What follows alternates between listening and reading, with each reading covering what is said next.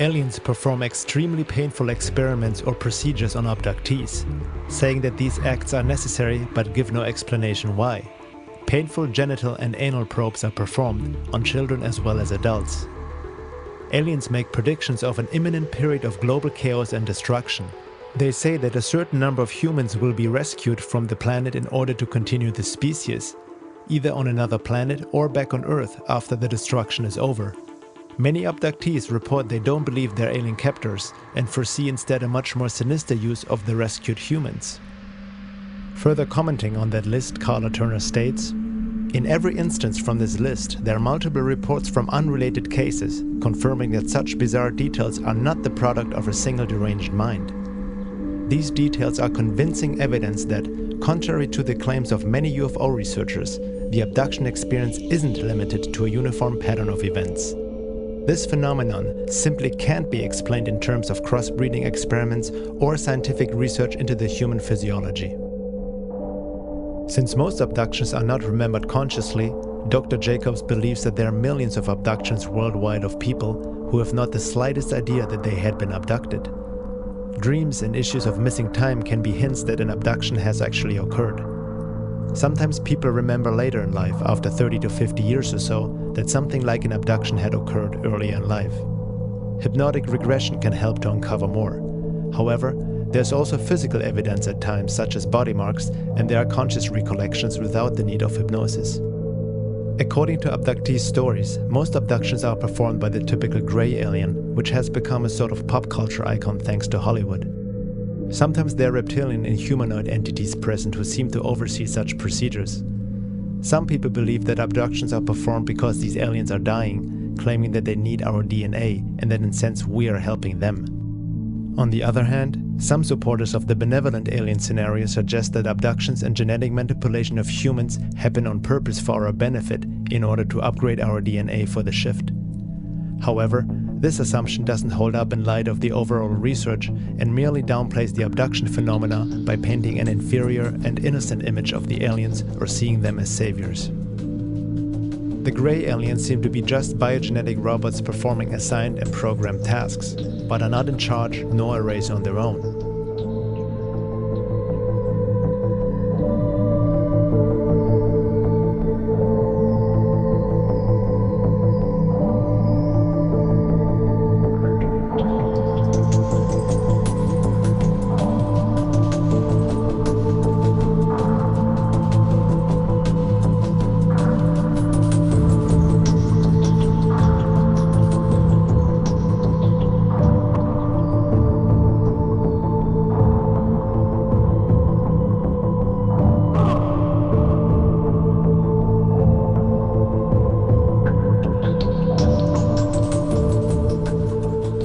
Greys have a tiny mouth slit, a resemblance of a nose and ears, but there's no suggestion that they use five sensory perception, eat, breathe, or use speech like humans do. Communication is done by telepathy. Dr. Jacobs also believes that the gray alien is a product of human-alien genetic manipulation, and the reason why mouth, ears, and nose have a regressed, underdeveloped appearance is simply because they are not used as a human would use them.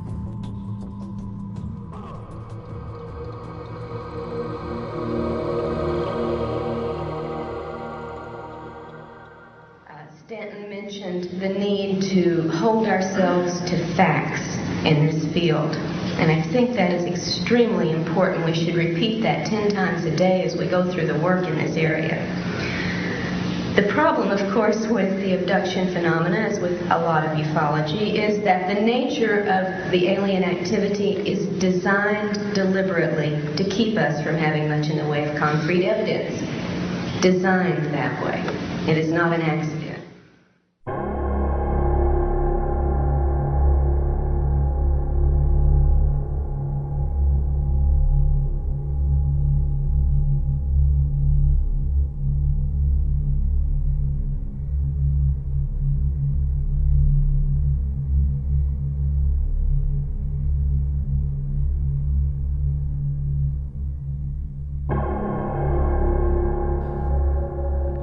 It seems that the secret government and military-industrial complex, which is in possession of alien technology and is involved with these non-terrestrial forces on some level, is not fully in control, but are themselves duped by these visitors.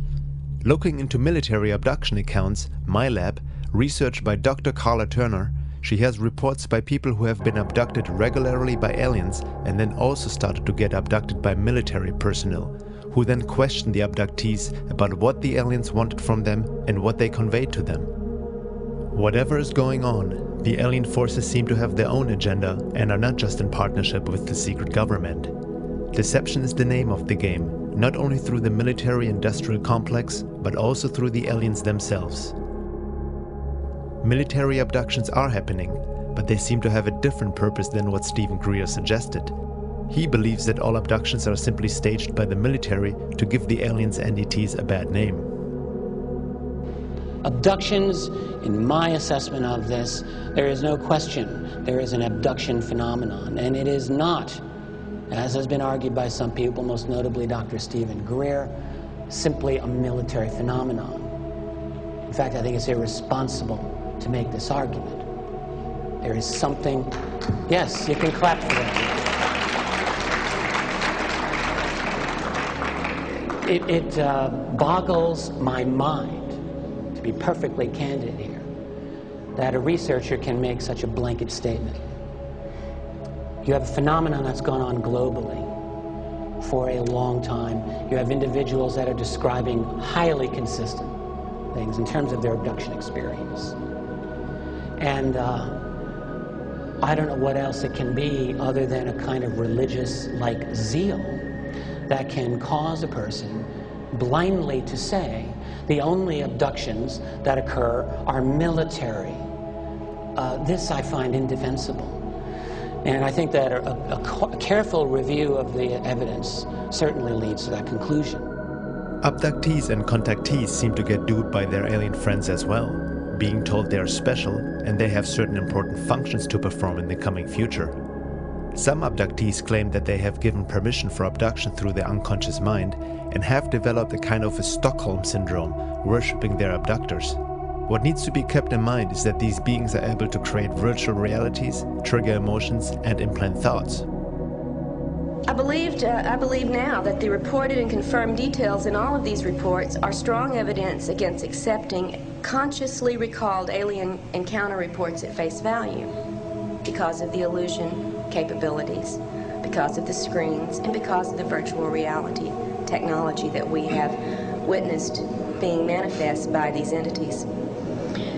I believe that if we build our theories on such information, the consciously reported information only, we're building on sand, on illusions that the aliens create for us, and I think to confuse and mislead us. Now, this is not to say, however, that all alien encounters are virtual reality events, because there is also plenty of very strong evidence for the physical nature of many of these encounters. So to be perfectly objective, the definition of abduction would have to include any event or scenario that is generated externally for the targeted person, whether it be a physical encounter, a virtual reality scenario, or a telepathic contact. Some people reported they felt this love when they had a UFO sighting. Well, looking a bit deeper into it all, a supposed feeling of love is by no means an indication that these are benevolent beings, considering they seem to be able to induce emotional states into humans at will. We can easily be emotionally manipulated, and we can be very impressionable beings. Movies are a good example of how sound and vision alone can make us laugh, cry, or be scared, let alone what hyperspace technology might be capable of that is clearly far superior than anything known to man. They can play any scenario to make the abductee feel as if it is a spiritual experience. Hence, many contactees claim these alien beings are benevolent, despite the fact that abductions happen against their free will to begin with. In order to fully grasp the topic of abductions, we need to let go of what we think is or is not possible, while watching our conditioned mind, which tries to explain away such experiences with basic cultural approved psychology or New Age spirituality. It is very important to understand the high strangeness of the UFO and alien phenomena. People who haven't really looked into it carefully paint pictures too fast, asking how all this could be possible on such a grand scale without anyone really noticing. They don't realize that a lot of this is a non-physical phenomena, dealing with a high-intelligence life form who might be a bit smarter than us humans and don't think like a human, that is able to pop in and out of 3D physicality, transcending time and space. They can insert thoughts, memories, emotions, and change appearances, such as past loved ones, Jesus, the Virgin Mary, Santa Claus, a Pleiadian, and so on, depending on the belief system of the abductee. This is further documented in Dr. Carla Turner's books Masquerade of Angels and Into the Fringe. In one case that I recount in Into the Fringe, James had mostly conscious recollections and almost no hypnosis. He remembered being drawn into the proximity of a beautiful Pleiadian woman who was very alluring and tender and almost seductive. She wanted him to come into her embrace. When he got into the embrace and thought she was going to kiss him, she disappeared entirely, and what was left in her place was a purplish-black, bumpy, almost slimy-looking character with fairly asymmetrical features. I have encountered the same type of creature in a couple of other cases. The entity was very strong. Instead of embracing James, the creature threw him down on the ground and shoved a 2-foot-long tube down his throat, into his stomach, and pulled up stomach juices. The next day, he still had some of the bile taste. The interior of his throat was sore, and he discovered claw marks around both sides of his neck where he had been held down. Knight-Jadczyk writes in The High Strangeness of Dimensions, Densities, and the Process of Alien Abduction, another disturbing factor that emerged from my research was that these beings, whether demons, vampires, or aliens, seem to have the ability to control our thoughts to a certain extent, our physical bodies, the weather, and even events in our lives. Many people reported that their abductors were benevolent beings, but when we consider all the factors of the big picture of the phenomena, it seems that such stories of benevolence may be misleading. The first matter is the intrinsic deception at the heart of this agenda. And that's something that's become clearer with every new report that surfaces. Whether we choose to call it screen memory, telepathic mind control, technological mind control, or virtual reality scenarios, the entities involved in the abduction phenomenon employ masterful illusory capabilities. And I don't think the importance of this fact can be stressed strongly enough. It must affect all of our thinking and our research when it comes to these alien-human contacts. When we talk about the possibility of an alien race of high intelligence that exists outside our range of perception on a higher density, it doesn't mean that they are automatically spiritually evolved or loving angels. This also doesn't imply that there aren't any benevolent beings on higher realms of existence. However, there is a heavy romanticizing of the alien UFO phenomena going on based on wishful thinking and assumption. Not many people actually question the intentions of these beings.